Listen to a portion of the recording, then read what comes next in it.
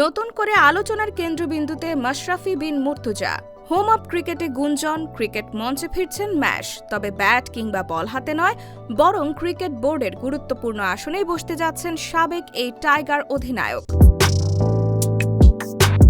দেশের ক্রিকেট ইতিহাসে মাশরাফি নামটি বড় অক্ষরে লেখা। ম্যাশ কেবলই ক্রিকেটার নন, বরং একটি যুগেরই প্রতীক। তার নামের রোমাঞ্চে ছুটছে লাল সবুজের জয়রথ। ভঙ্গুর, আত্মবিশ্বাসহীন এক দলকে এক অনন্য শক্তিতে গড়ে তুলেছিলেন মাশরাফি। ক্রিকেট ছাড়লেও আড়াল থেকে এখনও ক্রিকেটের সঙ্গেই জুড়ে আছেন এই ম্যাজিশিয়ান। আগের মতোই ক্যাপ্টেন ফ্যান্টাস্টিক হয়ে বাইরে থেকে সবাইকে আগলে রেখেছেন। দেশের ক্রিকেটে এখন বেহাল দশা চলছে। মাঠ কিংবা বাইরে সবখানেই ফলাফল শূন্য। এমন সময় চিরচেনা কোনো জাদুকরের খোঁজে দেশের ক্রিকেট।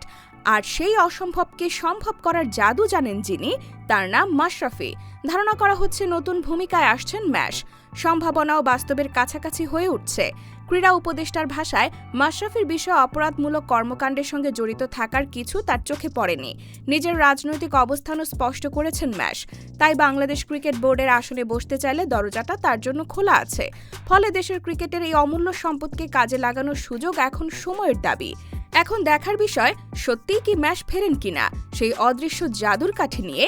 আবারও কি পথ হারানো বাংলাদেশ ক্রিকেটকে পথ দেখান সেই পুরনো অধিনায়কের চোখের দৃষ্টিতে, যার নাম উচ্চারণে জেগে ওঠে এক জাতির আত্মবিশ্বাস।